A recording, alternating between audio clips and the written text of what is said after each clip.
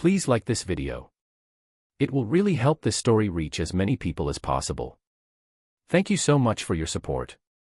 I came home from a long Thursday and found my wife in a red dress that didn't belong to coffee. Hair done, heels on, spray of something expensive in the air. Purse in one hand, phone in the other. She didn't even look up from the mirror by the door. Going out? I asked, dropping my keys in the bowl. Coffee with Leah. She chirped, fluffing a curl. Girls' night in that. I stepped closer, took in the new lipstick. That's not a coffee dress. She rolled her eyes. Relax. It's daytime. It's 6:30 and you don't need a club dress to sip a latte. She snorted. Move to the door. You're not my wardrobe manager. I blocked the handle with 2 fingers. You want to go for coffee? Go dressed for coffee. If you're walking out to spin me up, pick a different hobby. Jenna's smile thinned. You're overreacting or I'm reacting exactly enough. I let go of the handle. Change or stay home. I'm not your audience. She made a face, grabbed the handle anyway. You can't tell me what to wear. I'm telling you what I accept in a marriage with my name on the mortgage. She opened the door, tossed over her shoulder, then closed your eyes, and breathed out to the driveway. I watched her go in that red dress and told myself to breathe. If I'd known where that would head, I would have turned and walked out into a different life right then. I texted Leah, heads up. Not a fan of the outfit for coffee. Leah sent back a shrug emoji and don't be controlling. I cooked myself eggs, dumped them uneaten, and sat at the kitchen table staring at the clock. At 10 o'clock, Jenna came back smelling like bars, not beans. She floated past me. How was coffee? I asked. She kicked off a heel. Delicious barista. Get a nice view. She didn't slow. Only if he had eyes. Good. Pack it away. Tomorrow I'm changing a few things. Like what? She called from the hallway. You'll hear it when I'm calm. Go wash off the act. She laughed and turned on the shower. I took out a notebook and started my list. The next morning, I set coffee on the island and waited for her to wander in wearing my college sweatshirt like nothing happened. Ground rules. I started. You want a marriage? You treat it like one. Don't start, she groaned, reaching for a mug. I pushed it toward me instead. Listen, I'm done chasing. I'll provide the basics. Roof, bills, groceries. Everything else requires respect. No more girls' nights that look like auditions. No more coy stories about late returns. If you need fun, find it with me. If not, remove my name from your plan. She blinked, then laughed. You're making rules now. I'm announcing my schedule tonight. I'll be at the gym and then at Nate's shop. You want dinner with me? It's Tuesday and Saturday at home. Phone's down. If you show up in costume to trigger me, I'll go for a drive and you'll eat alone. And I'm separating the checking accounts today. Joint covers the house. The rest is mine until I see partnership, not theater. You're punishing me. She leaned on the counter, cocked her head. I'm protecting my time and money. You don't work. That's not a jab. That's context. You live on what I bring home. With that comes a minimum of respect. I'm not a vending machine with a ring. She folded her arms. You're ridiculous. Maybe, but it's in place. She stared at me for a long beat, then softened her voice. Mark, you're making a big deal out of one dress. That was a symptom. The diagnosis is a steady stream of digs and games. The cure is boundaries. Her lips pressed. Fine. Can we not fight today? I'll make dinner. She stepped around, touched my forearm. Your favorite. I'll be home at 8. If you're home at 8, we'll eat. She nodded, eyes shiny, and for a second, I thought maybe she heard me. That night, she had candles going and salmon on the table. She set a plate in front of me and kissed my cheek like the wife from a commercial. This looks good, I said. I can hear you. When you talk like a human, she replied. See, we can be normal. Normal's easy. Respect's the ask. I tapped my fork. You on board? She lifted a shoulder. Sure, Mark. It was a soft landing. I took the bite, but I didn't forget the parachute. Mid-meal, her phone lit up. Leah, patio at Ali's. Jenna flipped it face down and smiled. Not tonight. Good, I said, and we ate in peace. 2 days later, the soft edges vanished. Jenna swung by Nate's garage while I was helping him move a compressor. She wore leggings and that loose sweatshirt again. Hair in a ponytail. Friendly smile. Hey boys, she chirped. I brought donuts. Nate, my old friend with sarcasm for breakfast. Lifted a brow. Now that's suspicious. She passed the box, denied me. Can we talk? 5 minutes. I wiped my hands on a rag and led her outside to the alley. The cold cut straight through me. What's up? She tucked hair behind her ear. I felt bad about the other night. I get carried away with Leah. You were right. That's a rare sentence. She smirked. Don't let it go to your head. Then she slipped her hand into my jacket like we were teenagers. I miss us. Maybe we could go out somewhere Saturday. Somewhere nice. Saturday's already blocked. Kyle's birthday. We're at Fraser's at 7. You're welcome to sit with me or take your own car. No costume party. She pouted. So I can't dress up at all. Dress up for me, not for attention harvesting. There's a difference. She looked hurt but nodded. Okay, I'll dial it in. I studied her. Why the donuts?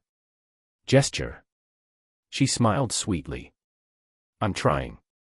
Good. Keep trying. She kissed my cheek and left.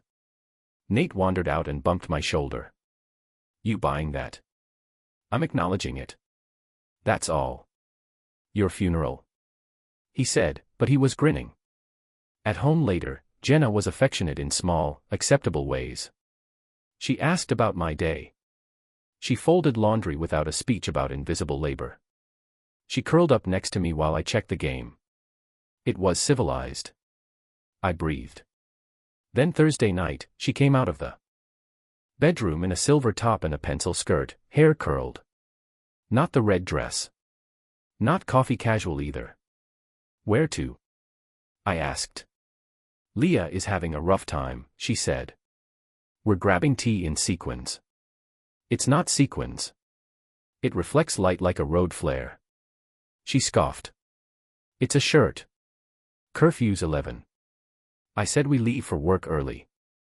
Since when do I have a curfew? Since we agreed to respect my schedule. We didn't agree. You announced semantics. She waved a hand. I'll be back when I'm back. Then don't expect me to leave a light on. I picked up my jacket. I'm taking my laptop to the office. Lock up. She tilted her head. You're running away because I'm pretty. I'm sidestepping a setup. If you come back at midnight smelling like strangers and sarcasm, I won't be present to applaud. She laughed, walked past me, and I let the door close behind me. At the office, I crushed emails until 11:30, came home to darkness, and slept in the guest room with the door locked. In the morning, she found me making eggs. You slept in there? She asked, stung. I slept where I wasn't expected to perform forgiveness on command. You're dramatic. I'm consistent. She leaned on the island. Are you really going to police my clothes with Kyle's party coming up? I'm going to police my dignity. You play games there. I won't be your +1. I'll be your ride home only if you behave like my wife. She rolled her eyes. You're impossible or I finally like myself. The night of Kyle's birthday, Jenna did her makeup carefully, but kept the dress simple. Navy knee length, clean lines. I gave her a nod. She watched me in the mirror. Better? She asked. Less like a dare, I answered. Good. I booked a ride share. That way, you can drink. I'll drive. I want control of my exit. She made a face. You always need control. I always need options. At Fraser's, the back room was packed. Carl hugged me like a linebacker. He's my oldest friend. Construction foreman. Mouth like a comedian.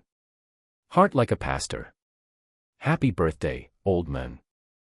I said, eat cake, Mark. He shot back. Jenna, behave. She laughed and slipped away to the bar with Leah. I joined the guys, Nate, our quiet buddy Sam, a couple of Kyle's coworkers I'd seen at tailgates. We ordered burgers and wings, told the old stories. For a while, it felt like a normal night. Then I saw Jenna at the bar leaning in toward a bartender half her age, her elbow on the counter. Her laugh turned up. I turned back to my table. Nate saw my face. Don't look. Not my first rodeo, I said. 15 minutes later, Leah appeared. Jin says, the fries here are burnt, she announced loud enough. Kyle smirked. They're fine. Leah smirked harder. She told the bartender he makes a better old-fashioned than your usual guy. Good for the bartender, Kyle said, not biting. I kept eating. Then, Jenna materialized beside me, draped an arm over my shoulder like a prop, and tapped my glass. You should try what Carlos made me, she said. It's strong but smooth. I'm driving. She pouted. Live a little. Respect the plan a little. She laughed and let her hand slide away. Then she was gone again. This time hovering near the waitstaff station with big eyes and bigger compliments. I pretended it didn't exist. Sam, who rarely speaks, finally murmured, she's busy. Yep. When the cake came out, Jenna wasn't at the table. Leah raised her phone to record Kyle's song and kept angling to frame Jenna in the background where she was laughing with the bartender again and touching his sleeve when she shouldn't have. Let me pause the story for just a second. If you're still listening, please hit the like button on this video. It really helps YouTube show this story to more people. Thank you so much for the support. Now, let's get back to the story. Eyes were going there. Eyes were also going to me. Nate leaned over. You going to check that? Not yet. I cut Kyle a slice, handed plates down the line, smiled when I needed to. Then Jenna came back, cheeks bright. These guys are hilarious. She announced to the table. I'll cut her off. We're hilarious. Sit down. She rolled her eyes. Don't be grumpy. It's your birthday and you're in my seat, he said. She went quiet, slid into the next chair, then turned to me even louder. Do you want me to ask the bartender for his number so you can calm down? Maybe he can teach you how to have fun. The table went still. I felt the heat of everyone's judgment on my skin. That was the point. She wanted the reaction, the chaos, the apology afterward.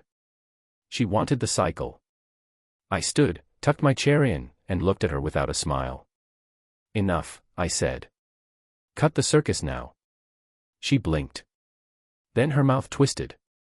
Oh, please pick a seat next to me. I continued, voice flat. Behave like my wife or find your own ride home. She tilted her head, eyes glittering. Then she raised her voice for the room. Back off, she shouted. Stop ruining my night. Go bother someone else. The room heard it. Heads turned from the bar. The bartender froze with a shaker in hand. Kyle's jaw went hard. Nate's eyebrows shot up. The air snapped. I nodded once. Copy. I turned to Kyle. Happy birthday, brother. Sorry about the sideshow. Kyle grabbed my wrist. You good? I'm excellent. I looked around the table and meant it. Gentlemen, have a good night. Nate half stood. Want me to? Nope. I squeezed his shoulder. Then I walked out at an even pace, hands in my pockets, and didn't look back. On the drive home, I rehearsed nothing. I didn't slam a steering wheel or call anyone for advice.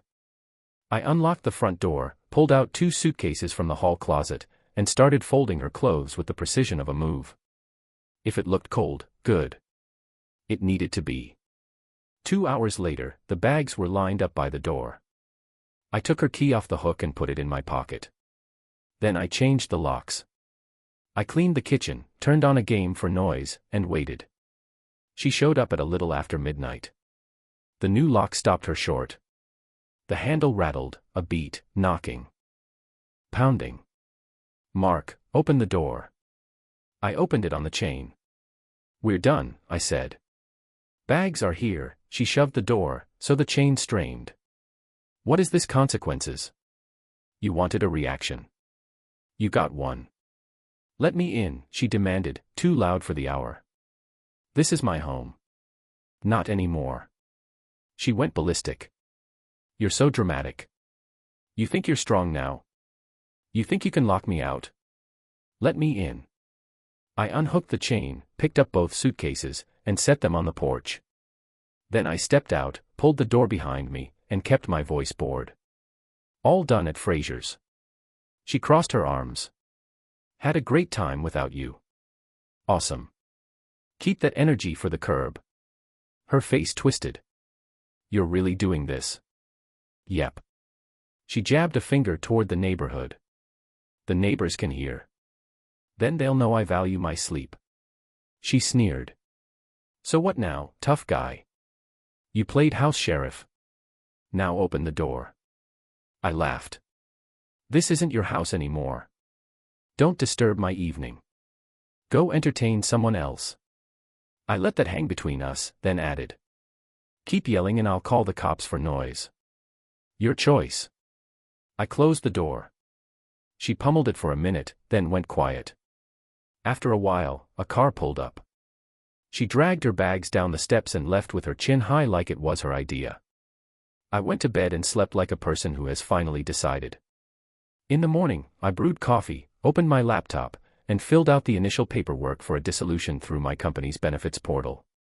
No threats, no theater. I attached what I needed to attach, clicked submit, and sent the notice. Then I texted Kyle, filed, done. He replied with a thumbs up, and I'll handle the friend chatter. I drove to the ocean the day after. That was my gift to myself, not a running away, a clean change of air. I booked a small place near the boardwalk. The water was gray and loud and indifferent to my life. On day 2, I met Dana. She was on the patio of a beach grill finishing a fish taco, reading a paperback with the corners folded. Early 40s, smart eyes, no performance. I asked if the seat was free. She said, "If you can stand the wind." I sat. We talked. We kept talking. I didn't tell her my life story, and she didn't ask for it like a detective. We walked the boardwalk, got ice cream, watched teenagers crash into each other on rented bikes.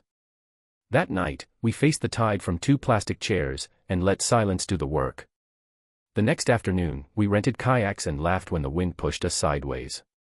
She told me about her job with a nonprofit.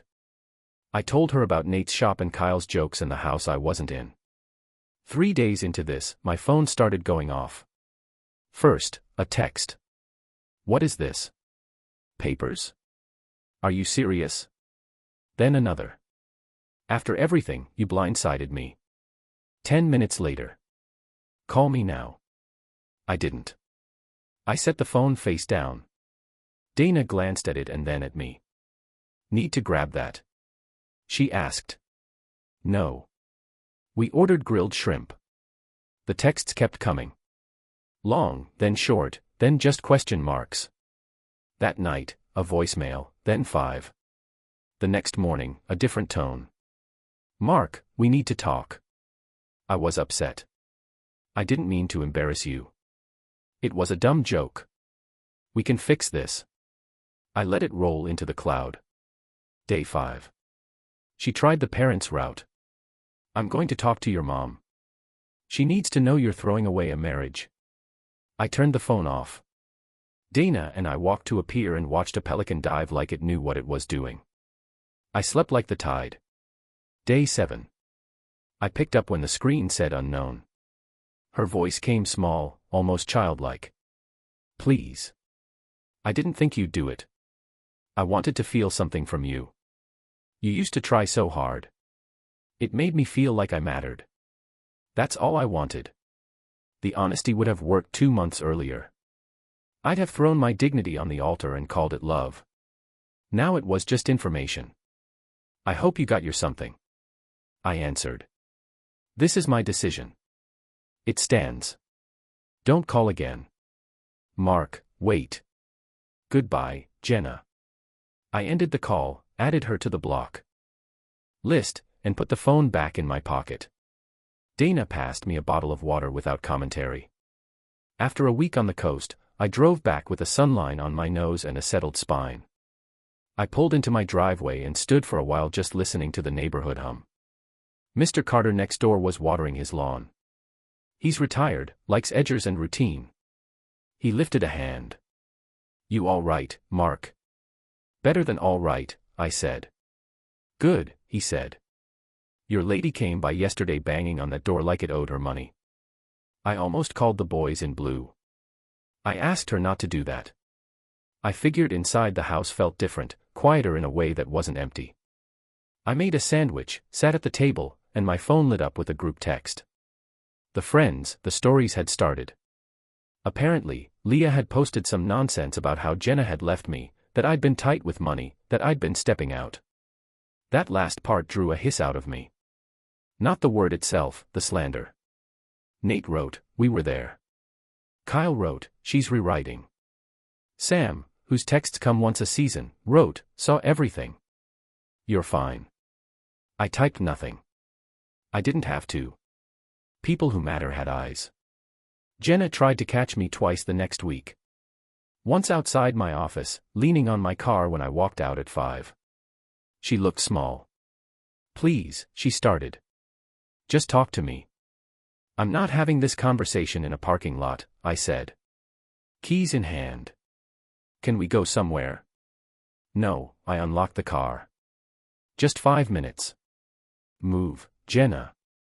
I kept my voice even. You told me to go bother someone else. I did. You got what you asked for. She flinched. I didn't mean. I know what you meant. That's why this is done. I got in the car and pulled out while she stood there with her mouth open and her phone in her hand like a life preserver. The second time, she parked across from my place and waited on the curb. I saw her from the living room. I waited 10 minutes, then opened the door and walked down to the sidewalk. Go home, I told her. I don't have one, she said. I'm staying with Leah. That's a choice, not a condition. Can we at least keep it quiet? My parents are worried. Your parents are adults. They'll survive reality. She tried a soft voice. I made a mistake. I thought you needed a push. I wanted you to fight for me. I was fighting for us while you were cosplaying single. I tipped my head toward the street. You like the orbit. You lost the planet. That doesn't even make sense. She snapped old tone back. It makes enough sense for me. I pointed at her car. Leave. She went theatrical. Eyes wet. Hands up. Word salad. I didn't feed it. I went back inside and locked the door, then turned on a podcast and installed shelves in the spare room. When I need peace, I hang something level. The next day, I closed the last joint account and transferred my direct deposit to my own. I emailed the landlord of Jenna's favorite yoga studio that I wouldn't be renewing her prepaid classes, and I canceled the standing Friday dinner with her cousins. All without commentary, just facts. A week after the papers arrived at wherever she was, the stories got louder. I ran into a mutual acquaintance at the hardware store who said in a careful voice, I heard you guys split. She said, you know. He trailed off. I slid a box of screws onto the counter. We had an audience at Kyle's. You can ask them how it looked. He nodded, embarrassed. I figured. You figured, right, I said, paid for my screws and left him to his discomfort. Dana drove up that weekend. I told her I had no space for chaos. And she said, good. I hate chaos. We grilled chicken, fixed a wobbly chair, and took a long walk by the river while fall leaves tried to impress us. She didn't need grand gestures, just clean hours. At some point, my mother called. She came by. Mom said, voice careful, said you did something rash. What did you tell her? That I raised a man who doesn't do rash. Thanks, I said. Love you. I love you, too. She replied, steal under it. Bring your new friend for dinner when you're ready.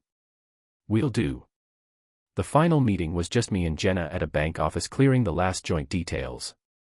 We sat on opposite sides of a small table. The banker was polite and eager to finish.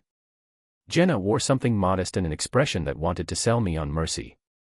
Are you really not going to talk to me? She asked as we waited for a printout. I'm talking, I said. Not about what you want. I was scared. She tried. I thought you were checked out. I wanted to pull you back in. You did. For a while, I jumped through hoops to prove I cared. The thing about hoops is eventually you realize you're in a circus. I'm not a performer. She looked down. So that's it. That's it. You won't even consider. No. She looked like she might cry. Then she didn't. The banker slid paper across the table. We signed. The math was simple, which is how I like my endings. She got a small share of savings that fit the math of our years and her lack of income. I kept the house and my peace. We stood and I walked her to the door out of habit, not hope. Outside, she turned. You changed the locks. You changed the bank. You changed everything. I changed my participation. That's cold. It's clean. She stared at me, then tried one more angle. You met someone at the beach. I met myself at the beach, I said. Turns out I like him. She shook her head and left. I went home, put my phone on the counter, and looked around my clean, quiet kitchen. I didn't feel triumphant. I felt done. On a Tuesday, a month later, I pulled into a driveway that wasn't mine. It belonged to a small place I'd been renovating slowly. White paint, wood floors, tools stacked where they made sense. Dana was there on the couch with a book and a sweatshirt that didn't have a brand stamped on it. I put my bag down and she looked up. How was your day? She asked. Profitable, I said, grinning, and calmer than the last year put together. Hungry, starving, we ate chicken and salad at the table without phones. Later, we sat on the porch and listened to nothing in particular. The next morning, I drove a truck that wasn't new but ran like it meant it to work. I parked next to Nate's garage with a cooler of drinks and helped him with a stubborn muffler. He looked at me after a while. You look 10 pounds lighter, he said. That's just sanity. Kay stopped by with coffee and that big laugh. Birthday clown finally left town. Somewhere far, I said. Good, he grunted. You gave her runway. She didn't pay for. Not anymore. We went back to wrenching and arguing about whether to replace or rebuild, and life felt like a thing I owned again. Every now and then, I hear through someone that Jenna tried another story. Sometimes she's the hero. Sometimes she's the one who escaped. Sometimes I'm the villain who counted pennies and attention. People nod, change the subject, and text me the highlights like bad weather reports. I don't answer. The people that mattered were at the table that night. They watched me choose the door. If you want a pretty line to end on, you came to the wrong guy. I don't deal in quotes you stitch on pillows. I deal in actions. She wanted noise. I gave her silence and a boundary she could break a nail on. She wanted a show. I closed the curtains. She wanted me to fight for her, I fought for my respect instead. The night at the restaurant, when she looked at me and performed for a room, I put my hand on the back of my chair and thought, you love testing fences. Let's see how you handle one that doesn't move. When I told her outside our own door, this isn't your house. That wasn't drama. That was the truth she'd been daring me to remember. And when my phone lit up at the coast and she finally admitted she wanted attention like oxygen, I gave her the one thing she never planned for. A complete lack of it. My decision held. It still holds. Now I wake up early, make coffee, lift heavy things, and build something that looks a lot like a life. I take Dana to the farmer's market, and we buy too many tomatoes. I grill on Sundays, argue with Kyle about football, laugh at Nate's terrible puns, and ignore Leah like spam. The house stays quiet unless I invite noise in. The bank account reads like a man with plants. The truck starts on the first try. As for Jenna, last I heard, she's bouncing between couches, posting bright photos with captions about freedom that sound like commercials for products no one wants. Her circle is smaller and meaner. People smile and back away. That's not my victory. It's just what happens when the show ends and the lights come up. There's a point where you stop trying to keep somebody happy and you start making yourself proud. Mine came in a red dress, in a restaurant, in a new lock, in a plane ticket, in a block list. It came when I realized love without respect is just performance. I don't do performance anymore. I do clean exits and better beginnings. And if you're wondering whether I'd do anything different, only one thing. I'd have kept that spare key in my pocket months earlier. Our story has come to an end. If you've made it this far, how about subscribing to our channel? It helps us immensely. I've selected 2 other videos for you that I'm sure you'll enjoy. Feel free to click on them. I'll be waiting for you in the next story. See you soon.